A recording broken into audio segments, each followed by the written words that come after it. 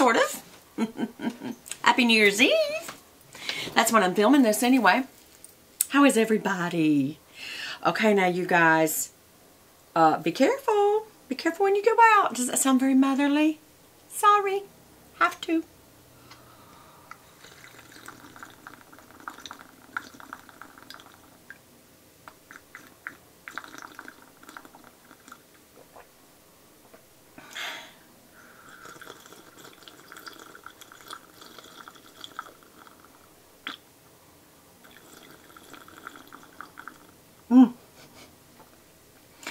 I was just sipping on a little bit of coffee with you.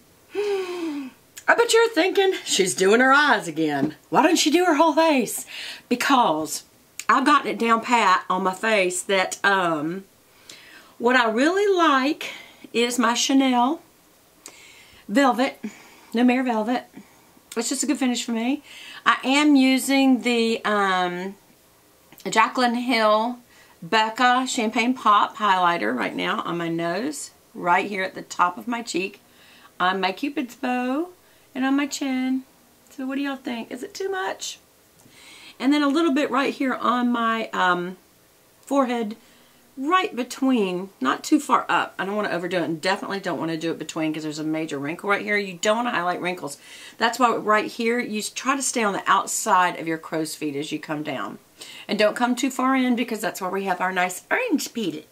But my primer, my IT Primer, which also has so many wonderful things in it, I'm actually using it as my moisturizer right now. And I just realized I did not use concealer. What do you think? Hey. B-R-I-E just walked in. We'll see if we can avoid the B-A-L-L situation.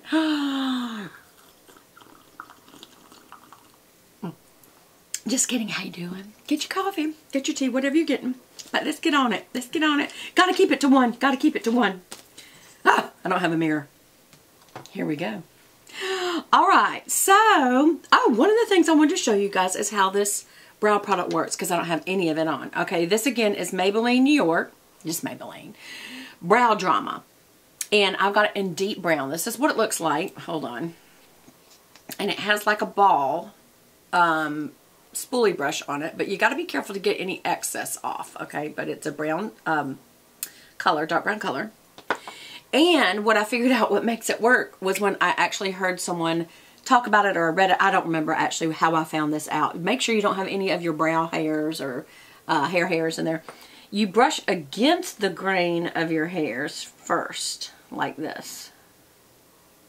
And what that does is it picks up any, I know that looks really weird, any additional product that hits any additional hairs. So even if you don't have a lot of hairs there, it picks up what you do. And so it's not overdone by any means. I'm going to do that again just because I don't have much hairs at all. Or maybe I got too much product off. Okay, see, it looks really, really weird, like bushy, which is kind of what we want, isn't it? Us people with no eyebrows. But then I want you to brush it straight up. Don't let your bangs get in there. Brush it straight up. And it gives the most natural looking brow because there's no line. You know how when we do all this, we give these awful looking lines and it looks so fakey. Now I look like a wildebeest. What is a wildebeest? Do some expressions and they'll come down. My mom always taught me, just your natural expression will make that come down. So, again, we're going to do it over here. Brush against the brow. Oh, look at that. It left some goopity. Let's see what we can do with that. Can we use that goopity? You guys? I'm going to have to get that off. There. Alright. Using the goopity that we've got. And now just brushing straight up. Over here you can brush over. Right? But from about halfway up, you brush straight up. Your brow will calm it back down. But you want to be able to see the brow hairs is the point. So that's why you're brushing it up. There. I've got a couple little bangs in the way, you guys. I obviously have less hairs over here because it didn't pick up as much over here. There. There we go. You know what I'm thinking? I'm thinking you should do this afterwards because now my eyeshadow powder is going to hit that and may recolor it. But seriously, doesn't it look natural? I like it a lot, y'all. I never would have thought. I never would have thought. Okay. So, let's go ahead. Today I'm using a Z palette. So you're like, Beth, that doesn't help anybody. Well, it does if I tell you the color names. These are mostly, there's some Mary Kay little rectangle-y ones in here, but all the round ones are Makeup Geek. So the colors that I'm choosing for today is, hold on, I'm going to get it up right here. All right, Showtime will be one. I'm going to show each one of them to you. Okay, so, and Deep Damson. All right, so that's a matte plum. Deep Damson. And this is Showtime, and it is like that same color almost, only it's got a little more bronze to it, and it is a shimmer. See the difference? See the difference? Okay. So these are the colors that I'm going to use for the crease area. Now, besides that, I am going to use a blending color. Why is this not going back in here? Get in now. There. Sorry. They're little magnets. Hold them in, you guys. For those of you who don't know what a Z palette is, it's just an empty palette, and these are all have metal pans on the bottom, and so that's metallic magnet on the bottom, so these hold on. Anyway, so you can really put anything that's in a metal pan. Like this is a Mary Kay blush. Hold, please. That's a Mary Kay blush. And because it's in a metal pan, it can stick in here as well. Okay, so my blending color is Creme Brulee. It's just like a little bit of a, almost like a little bit of a brown nude, but it's got a little bit more color to it. And then the highlight color that I'm going to use will be a white, and it's called Ice Queen. Okay? So let's get going. So first of all, I'm going to do something I never do, and that is I'm going to use my blending color with Ice Queen to just do a wash over, ooh, there's a lot of fallout over my whole eye. And that just kind of sets down a base of powder, which is not cream. I understand there's a difference. That did have a lot of fallout.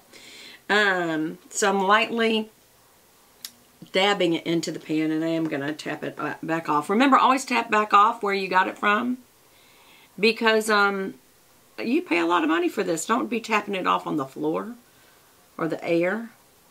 Okay, so I just did a wash of Ice Queen, and that's going to be my background base. Okay, now I'm going to take, by the way, that was just, these are all Sigma Beauty. That was a E35. And this is in the Extravaganza collection, and all that means is this ferrule right here is 18 karat gold plate, probably. It's not solid. It cost a fortune. Well, they weren't cheap, but it ain't solid. Okay, so I'm going into that Creme Brulee color. And I am going to tap that back off into the pan because I'm having some fallout. And I'm just going in the crease and a little above. The crease and a little above. Why? Because this is going to be my background color. This is what blends and gives warmth, because I'm using some cool colors. And so I want a warm background. Again, I always start on the outside because that's where you want most of your color. That's where you need your depth on the bone. The brow bone right there. Come into the back side of the lid, and I'm going all the way forward, and then I'm smoothing it back. Back side of the lid, and I'm smoothing it back.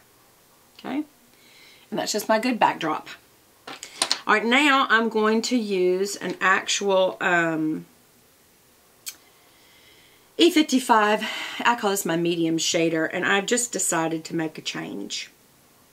I think I'm going to add a little bit of a more shimmery highlighter. Let me see what this is. Shimma Shimma. Yeah, it's a little darker than the white, and I'm just going to add this on top, and I'm just going to go straight into the pan. See, that's a lot of fallout, y'all. But go back into the pan and just keep this sitting, you know, horizontal in a drawer or wherever you place it. Yeah, I think that's a little less harsh. That's perfect. And that way you can use your fallout. I just use the fallout. I mean, it's expensive. All right, I'm going to also do the inner corner. And I'm going to go a little to the inner lid, but I'll tell you, I'm not doing a light lid today. I'm doing a dark lid today.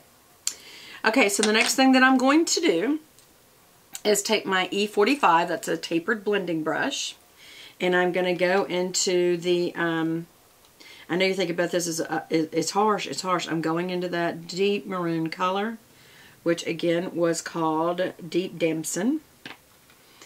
And I am rolling the brush. Let me just show you. Instead of like dabbing down into it where you just tear up the shadow, I'm rolling it. Just because it's tapered, number one, but even if this was a dome brush, I always use a tapered brush in the crease. Tapping it back off into the color it came from. Starting on the outside to place it down, and then starting in windshield wiper motion. And this is a burgundy, but it's blending with that creme brulee, so it'll kind of look a little more on the brown side, which I'm fine with. You do that again. Her colors are very pigmented, so I'm applying lightly. I'd rather apply lightly and build it than to get too much on, because like I said, her colors are very pigmented. And so I don't want to overdo it. And those little tweets that you're hearing are from a friend of mine. We're all going to lunch in a little while. Actually in an hour. But that's okay, because I'll have my makeup done. And I'll be uploading this video while I'm gone. Yes, we are going to have a nice little luncheon from some girls at church. And then tomorrow I'm going to be having lunch with my bestie. So the next couple of days I'm going to have a wonderful lunchtime with girlfriends. My husband's working, so you know how it is.